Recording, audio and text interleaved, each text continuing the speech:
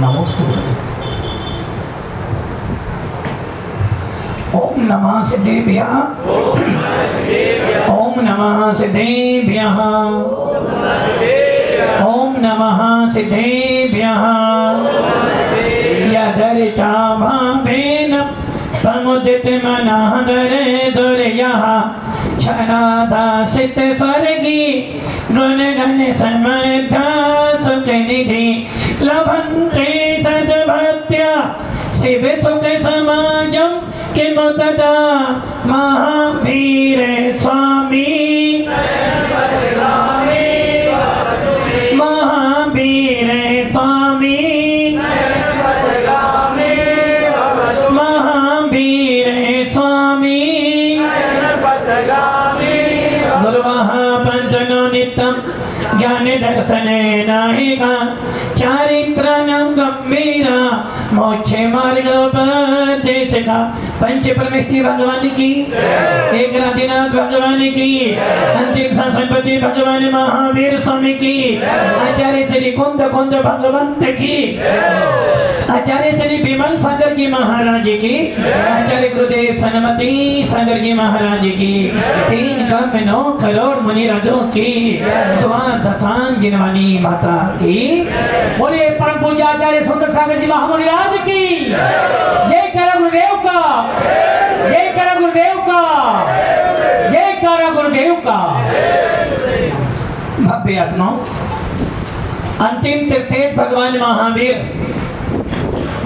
जिनका शासन चल रहा है, सौभाग्यशाली हो कि आपको भगवान महावीर जैसे वीतरागी भगवान का शासन मिला है। और ये शासन कभी बदलने वाला, चाहे सारा विश्व बदल जाए किंतु वीतराग शासन कभी बदलने वाला नहीं है। भव्य आत्माओं, भगवान महावीर के चरणों में बैठे हैं, जो कि आज का प्रत्येक साधु, आज का प्रत्येक दिगंबर मुनि भगवान महावीर जैसे ही मुद्रा को धारण करके विराजमान है। और हमारे जैन शासन में सबसे ज्यादा मूल्य यदि किसी को दिया है, हमारे जैन शासन में, वीतराग शासन में यदि सबसे ज्यादा मूल्य किसी को दिया है तो वो कौन है? कौन? आपके भाव। जैन शासन में व्यक्ति विशेष का मूल्य नहीं है, जैन शासन में भावों का, गुणों का मूल्य ज्यादा है। और इन्हीं भावों को व्यक्त करने के लिए गुण स्थान होते हैं। भावों को व्यक्त करने के लिए गुण स्थान होता है। और जैसे जैसे गुण स्थान बदलेगा वैसे वैसे तेरे परिणाम भी बदलेंगे। यदि आपको बुखार आ जाता है, कितना बुखार है उसे मापने के लिए भी थर्मामीटर होता है। दूध लेना है, लीटर में मिलता है, उसका भी माप होता है। 100 ग्राम से लेकर 1 लीटर तक। तेल को भी नापने के लिए माप होता है। कपड़े को नापने के लिए भी माप होता है। और तोलने के लिए भी। अब जब सोचो, इतनी बड़ी बड़ी चीजों को तोलने के लिए माप है, यहाँ तक कि सोने को भी तोलने का माप है। जब सारी पुद्गल की वस्तुओं को तोलने का माप है, तो तेरे आत्मा के भावों को तोलने का यदि कोई थर्मामीटर है तो वो है गुण स्थान। जीव के भावों को नापने का यदि कोई थर्मामीटर है तो वो है गुण स्थान। अब आप ये विचार कर लेना, तेरे परिणाम, महाराज जी हम सब जानते सामने वाला कैसे भाव बना रहा है। इसका मतलब है तेरे को सामने वाले के भावों को नापने का थर्मामीटर मिल गया। एक ज्ञानी जीव, एक संवेदृष्टि जीव किसी के परिणामों को तोले ना तोले, किंतु अपने परिणामों को तोलने का थर्मामीटर तो उसके पास में है। अब आप ये विचार कर लो, यदि सामने वाले की बातें सुनकर यदि तेरे परिणामों में गड़बड़ी हो रही है तो वो थर्मामीटर पे गुणस्थान कहेगा कि तेरी ये स्थिति पैदा हो रही है।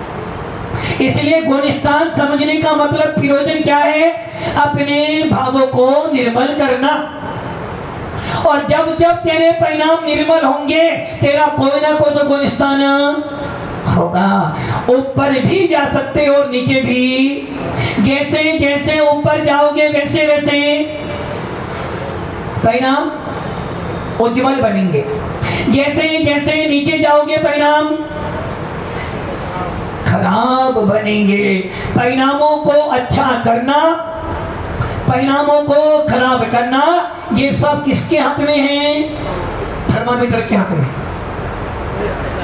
थर्मामीटर चाहे तो बुखार बढ़ा दे और चाहे तो नहीं होगा ना।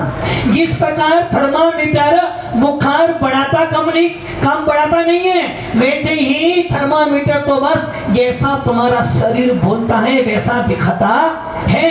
वैसे ही गुणस्थान आपके परिणामों को बढ़ाता या घटाता नहीं है। जैसे जैसे तू परिणाम बनाएगा वैसा वैसा थर्मामीटर रूपी गुणस्थान तुझे तेरी अवस्था बतलाएगा कि तू कहां बैठा है।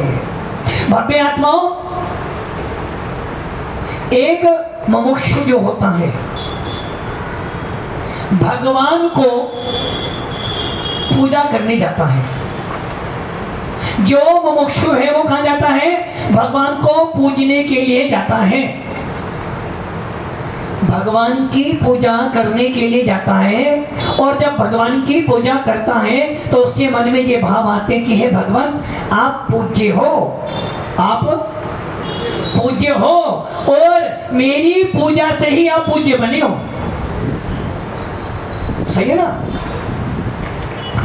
एक मुमुक्षु क्या सोच रहे हैं?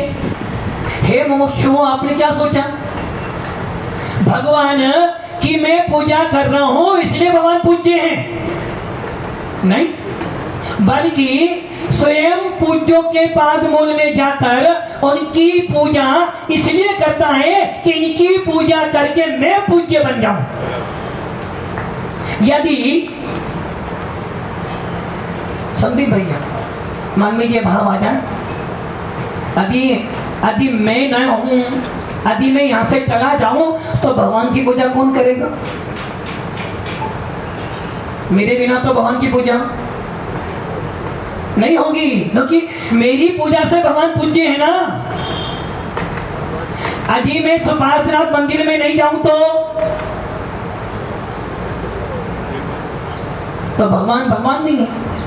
अरे भैया, ऐसा मत कहना कि मेरी पूजा से भगवान पूज्य बने हैं, बल्कि ये कहना भगवान यदि मैं नहीं हूं तो तू पूज्य नहीं। ये तो है जरूरत कि तुहे भगवान यदि तुम नहीं रहोगे तो मैं कैसे पुजारी बनूंगा?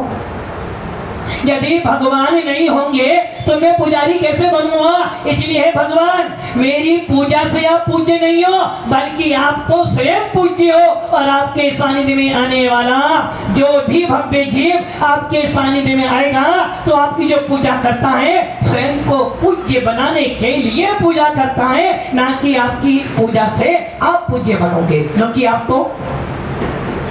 तो पहले से ही पूज्य हो। और जो पूज्य होते हैं उनकी पूजा करने से वो पूज्य नहीं बनते, बल्कि उनकी पूजा करने से मेरे परिणाम अच्छे बनते हैं। और जब मेरे परिणाम अच्छे बनते हैं तो धीरे धीरे मेरा गुणस्थान बढ़ता है। और जब मेरा गुणस्थान बढ़ता है तो मैं भी पूज्य की ओर बढ़ता चला जाता है।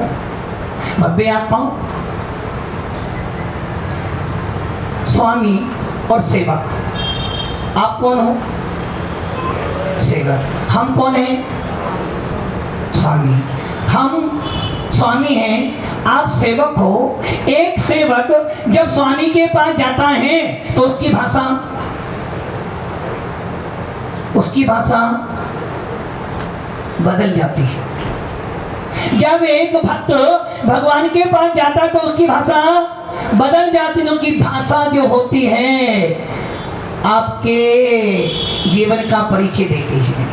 भाषा आपके व्यक्तित्व का परिचय देती है और भाषा ही मिथ्यात्व और सम्यक को बदलाती है। भाषा ही हिंसा को बदलाती है और आपकी भाषा ही आपके जैनत्व के होने का दायित्व बदलाती है और भाषा ही आपके गुण स्थान बदलाती है। जैसे जैसे भाषा बदलती है वैसे वैसे आपका गुण स्थान परिचय मिलता है। एक मिथ्या दृष्टि जो होगा उसकी भाषा सुन लेना और एक सम्य दृष्टि की भाषा सुन लेना। मिथ्या दृष्टि जैसे आप लोग खाना खा ले और एक समझदार कह रहा भैया ये चीज मिली है। भाषा तो दोनों की, भाषा का अभिप्राय दोनों का एक है, किंतु भाषा दोनों के। एक कह रहा बैठ जा भाई और फिर आइए बैठिए पधारिए साहब। भाषा का अभिप्राय दोनों का एक ही है किंतु भाषा दोनों की। इसलिए भाषा आपका परिचय देती है, भाषा आपके गुणस्थान को बतलाती है और जिसका जैसा जैसा गुणस्थान होगा वो वैसी वैसी भाषा बोलेगा। आदि अब मान लो आप सब लोग जैन हो। एक जैन महिला जब घर में खाना बनाती है सब्जी को क्या करती है?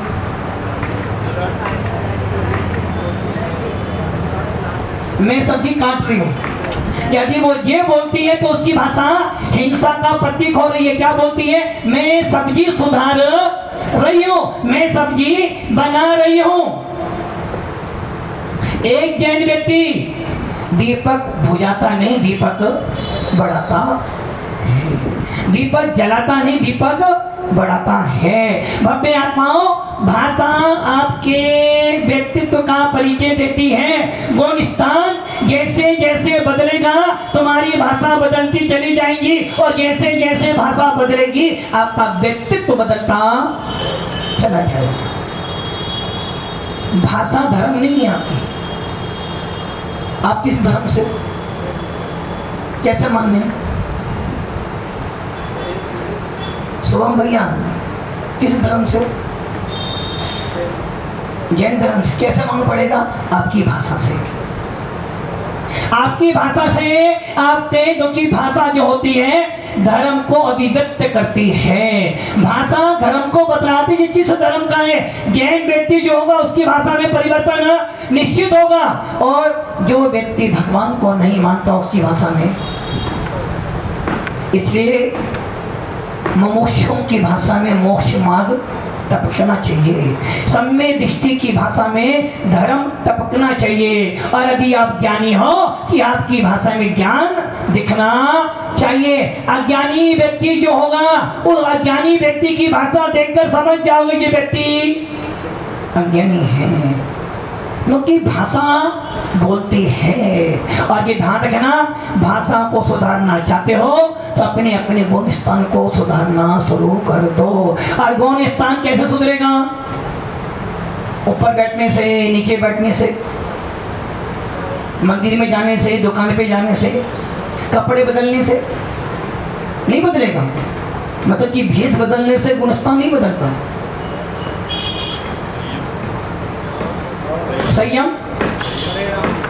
संयम धारण करने से गुण स्थान बदल जाएगा।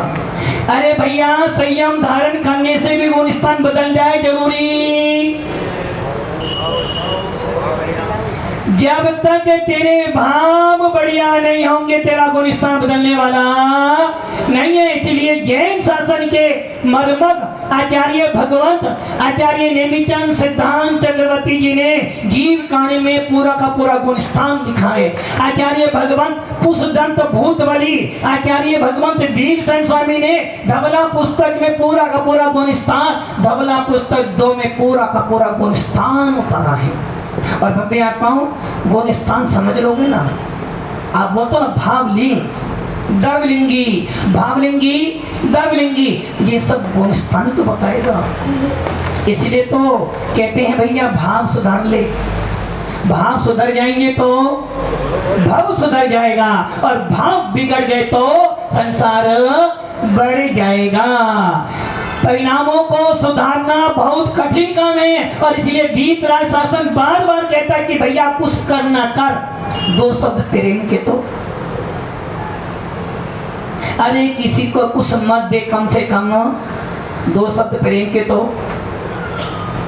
गुलाब जी दो शब्द, गुड़ मत दे किंतु गुड़ जैसी बात तो। किंतु हम क्या करते हैं, ना गुड़ देते हैं, ना गुड़ जैसी वाणी बोलते हैं। भव्य आत्माओं, आचार्य भगवंतों ने प्रत्येक साधक के लिए लिखा है कि भैया भाव सुधार अपने, क्योंकि भावों की परिणति बहुत विचित्र होती है। आपको उदाहरण याद होगा, वो मेंढक, मेंढक याद आ रहा है कुछ? याद आया कुछ? कौन मेंढक? जो सेठ से मेंढक बना था। अब सोच लो, सेठ था, जैन कुल में पैदा हुआ, मनुष्य था, क्या बन गया? मेंढक बन गया। परिणाम कैसे थे? अच्छे थे ना? मतलब सेठ से मेंढक बना तो अच्छा हो गया। अरे वो सेठ से मेंढक बना, कहीं ना कहीं परिणाम उसके, कहीं ना कहीं उसका गुलिस्तान गिरा। समाई करने बैठा था, और जबकि समाई में भाव कैसे होते हैं? अच्छे, निर्मल। किंतु उसने क्या कर लिया, थोड़ी सी वेदना को सहन ना कर कर सेठ से मेंढक बन गया, गुलिस्तान गिरा दिया। और गुलिस्तान कब गिरा? जब भाव। दुकान जाते हो, परिणाम कैसे बनाते हैं?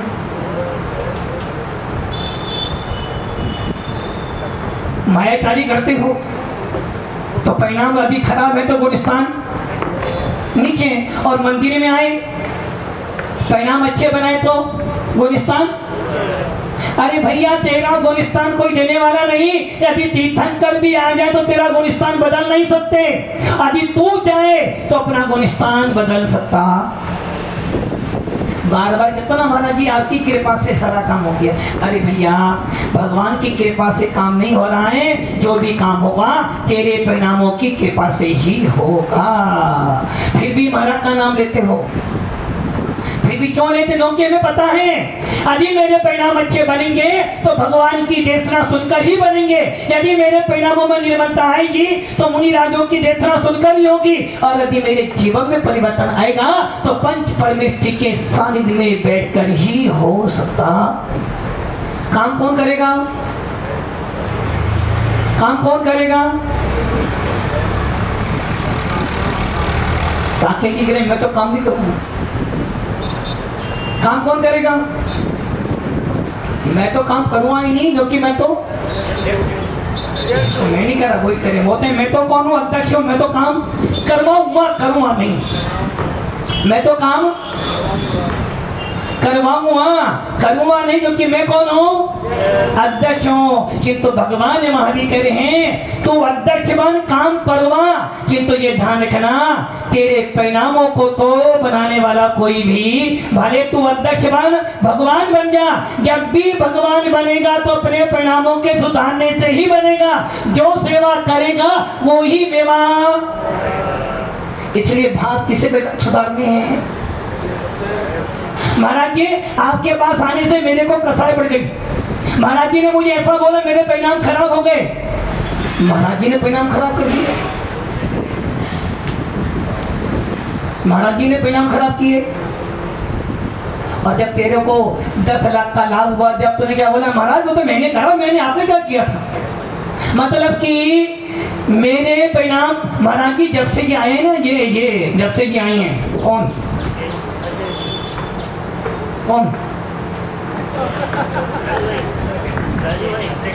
हाँ संचालन होते, हाँ जब से ये पदम की आई ना, काले की आए, काला की, तब से महाराज जी मैं तो मंदिर आता ही नहीं, क्योंकि उनकी भाषा हमें बहुत खराब। अरे भैया उसने तेरा क्या बिगाड़ा? तूने अपने परिणाम बिगाड़े, तुझे काला की तेरे को आज तक गोरे नहीं दिखे, तुझे काला ही दिख रहे। यदि तुझे पदमगी काला दिख रहे हैं तो कहीं ना कहीं तेरे अंदर के परिणाम काले हैं, क्योंकि जैसे भाव बनाएगा सामने वाले तुझे वस्तु वैसी महाराज जी आप बहुत अच्छे हैं। कब तक? कब तक? हाँ अशोक जी लोहारिया वाले जी, महाराज जी आप बहुत अच्छे हो। कब तक? जब तक हम अशोक जी की बात मानते जब तो बहुत अच्छी है। और जैसे ही हमने अशोक जी की बात काटी, महाराज जी आप, अरे महाराज जी बहुत बोले, मैं तो जाऊँ नहीं महाराज के पास। क्या हो गया? मत जी पहले वो महाराज जी अच्छे थे, अब खराब हो गए। खराबी किसमें है? महाराज जी में। खराबी ना महाराज जी में थी ना तुम्हारे में थी, सारी खराबी हमारे भावों में हो रही है। यदि भाव खराब होते हैं तो सामने वाली अच्छी वस्तु भी। ये भैया बहुत अच्छी, देखो स्माइल, एकदम स्माइल आ गई, बहुत अच्छा भैया। क्यों अच्छा है ये भैया? मेरी फोटो निकालना चाहिए अच्छा। आदि एक फोटो बिगाड़ दी भैया, कल से आना मत यहाँ पर। अब वो कह रहा महाराज मैंने तो फोटो बिगाड़ी नहीं, जैसे बैठे थे वैसी फोटो तुम्हारी आ गई। यदि आपके भाव अच्छे होते तो भली फोटो खराब हो फिर भी सुंदर। भगवान वीतरागी भगवान कोई श्रृंगार नहीं करते, दिगंबर मुनिराज कोई श्रृंगार नहीं करते, संस्कार नहीं करते, फिर भी उनके शरीर ऐसा सुंदर दिखाई देता है जैसे मान लो कोई दिव्यमान भगवान बैठा हो। सारा खेल किनका है? काले काले भगवान। कौन? तुम तो काले हो ना, काले हो ना। काले काले भगवान अच्छे लगते हैं क्या? आदि कोई काले कपड़े पहनकर आ जाए तो कैसा लगता है? जैसे भूता पे। अरे काला हो या गोरा हो, शरीर के रंग से गुणस्थान नहीं बदलता। यदि काले वाले हो सकता है काले वाले का गुणस्थान 14वां हो और गोरे वाले का पहला। जो सोमलाल जी सफेद कपड़े पहनकर आए, चमक रहे। सोमलाल जी चमक रहे, क्या कह रहे? वो कह रहे हमारा जी भी आपका आशीर्वाद है, चमक रहे हो ना। सोमलाल जी चमक रहे हो, क्या करें? चमक तो रहे हैं, किंतु ये ध्यान रखना कि ये चमक बाहर की हो सकती है, अंदर की चमक तो तेरे परिणाम ही बता सकते हैं कि तू कैसा चमक रहा है। इसलिए बाहर की चमक देखकर गुणस्थान का अनुमान मत लगा लेना, अंदर के भावों को देखकर उसके गुणस्थान का मापतोल कर लेना। और आचार्य कह रहे हैं तेरा गुणस्थान जैसा होगा तेरी भाषा वैसी भी। आप देखो ना, कोई भी मुनिराज, जो मुनिराज भेद विज्ञानी हैं, जो मुनिराज समझदार हैं, ज्ञानी हैं, कभी भी अपनी भाषा में ऐसे कठोर या हिंसा के शब्द नहीं बोलते जिससे उनको पाप का बंध। इसलिए गुणस्थान जब बदलता है, परिणाम जब बदलते हैं तो भावों में अलौकिक तेज आता है, जिस तेज के बल पर आपके तो महाराज आपके पास आ जाने के बाद सब कुछ भूल जाने की इच्छा। आखिर ये सब है क्या? सिर्फ भावों का। सुपासनाथ भगवान के पास आप गए, भावबली भगवान के पास में आप गए, क्या मिला आपको? अशोक जी क्या मिला? एक व्यक्ति भगवान के पास गया और एक श्रीफल चढ़ाया, उसका सारा काम हो गया। और आप 10 दिन से मंदिर जा रहे थे, पूजा भी कर रहे थे, तभी भी तुम्हारा काम। भगवान ने बहुत बुरा कर दिया मेरे साथ। गोदा जी बुरा किया भगवान ने। चौधरी जी किसने बुरा किया? किसने बुरा किया? अरे भैया भगवान तो वही थे ना, तेरे परिणाम खराब थे इसलिए तेरा बुरा हुआ। एक ही खाना, एक ही माँ ने खाना बनाया है, दोनों बेटे खा रहे हैं, एक बेटा कह रहा कि माँ ने मुझे काम में भेदभाव कर दिया। ये सब तेरे परिणामों की गति है, और परिणामों की गति ही तेरे गुणस्थान को बदलने वाली। इसलिए भव्य आत्माओं, आपको ध्यान किस पर देना है? भावों पे ध्यान। और भावों पे ध्यान किस लिए देना है? गुणस्थान बढ़ाने के लिए। आदि गुणस्थान बढ़ाने के लिए भावों पे ध्यान देगा तो समझना अभी तो भेद विज्ञानी। अभी जब शेयर बाजार में भाव बढ़ते हैं तो भाव कैसे बनते हैं? निर्मल निर्मल बनते, अरे वहां पे निर्मल परिणाम नहीं पाने, तेरी लोक कथाएं और बढ़ गई, और ऊपर जाए और ऊपर जाए और ऊपर जाए तो तेरा गुलिस्तान और नीचे नीचे नीचे जा रहा है। शेर बाजार के बढ़ने से तेरा गुलिस्तान नहीं बढ़ेगा। महाराज जी अभी तो शेर बाजार पूरा का पूरा जब इंडिया हारी थी ना, क्या हुआ था उसमें? सारे शेर अरे महाराज जी हम तो डूब गए महाराज जी, बर्बाद हो गए महाराज, करोड़ रुपए चले गए हमारे। हाँ गुलाबी सही है ना महाराज। एक हारा कौन कौन हारा? भारत। और क्या हो गया? पूरा का पूरा गुलिस्तान, पूरा शेयर मार्केट नीचे आ गई। और आपने बोला अरे महाराज जी हम तो बर्बाद हो गए। क्या बर्बाद हो गया भैया? तो शेयर बाजार के बढ़ने से तेरा गुलिस्तान बढ़ा क्या?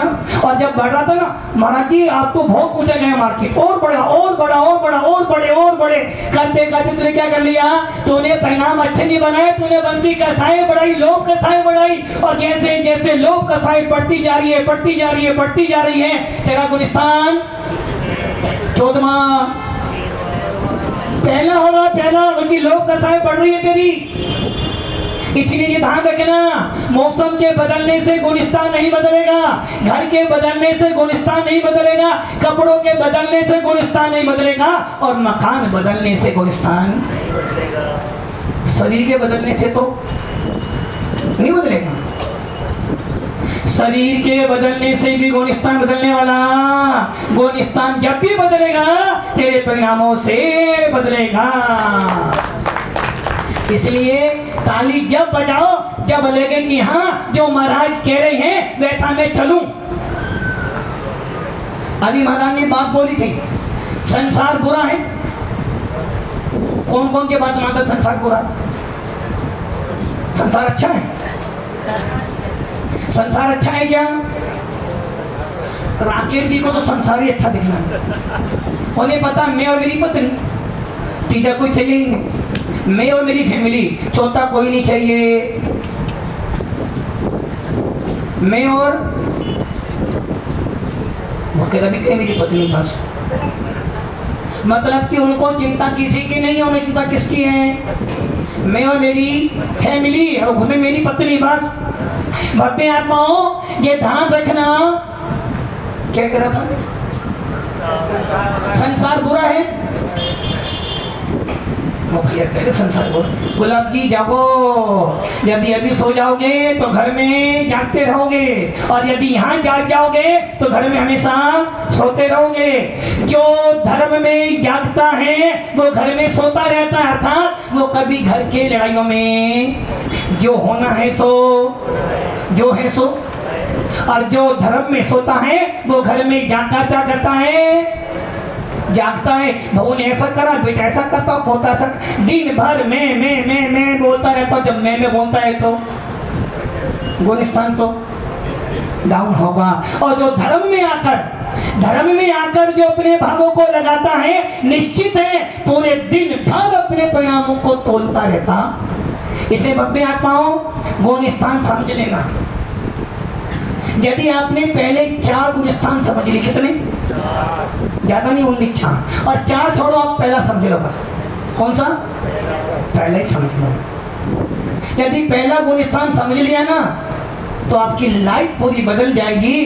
फिर तुम घर में रहोगे ना तो कहोगे महाराज घर में रहूं या वन में रहूं, जंगल में रहूं या महल में रहूं, मेरे परिणाम तो फिर भी मिथ्या जैसे। इसलिए भगवान की देखना है, कहीं भी रहे, मोक्ष में रहे या संसार में रहे, जंगल में रहे या महल में रहे, दुख में या सुख में रहे, बस एक काम करना, परिणामों को संभाल कर रखना। परिणाम अच्छे बन जाएंगे तो घर बैठे बैठे भी तुझे मोक्ष मिल जाएगा। नहीं भी घर बैठे मोक्ष नहीं मिलेगा तो कहीं। यदि घर इतना जरूर है, यदि तेरे घर बैठे भी परिणाम अच्छे होंगे तो तुझे जिन शास्त्र में मोक्ष की प्राप्ति तो निश्चित हो जाएगी। इसलिए संसार अच्छा है। संसार अच्छा है बुरा है?